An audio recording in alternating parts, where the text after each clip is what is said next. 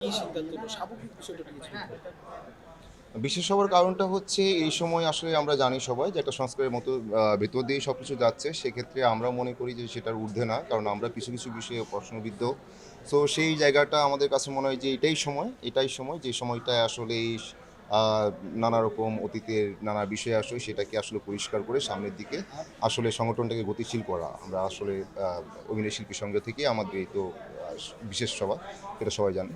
তো আমরা এটাই চাচ্ছি এবং আগামীটা এমনভাবে আমরা সংস্কার করতে যাচ্ছি, সংস্কারের ১ম কথাটাই আমরা যেটা বলতে চাচ্ছি যে সংগঠন গঠনতন্ত্র অনুযায়ী অরাজনৈতিক একটা সংগঠন। সো এই সংগঠনটা সবসময়ই অরাজনৈতিক থাকবে। শিল্পীরা শিল্পীর কথা বলবে, সে শিল্পী আপন মানুষ এবং সে স্বতন্ত্র। সে ন্যায়কে ন্যায় বলবে, অন্যায়কে অন্যায় বলবে এবং আ আমরা এটা আমি আমাদের শিল্পীদের সকলের প্রতি বলছি যে আমরা আসলে আমাদের সবার বেটারমেন্টের জন্য কাজ করতে চাই। আমরা কোনো রাজনৈতিক ইনভলভমেন্ট রাখতে চাই না এবং সেটা দ্বারা বিতর্কিত হতে চাই না।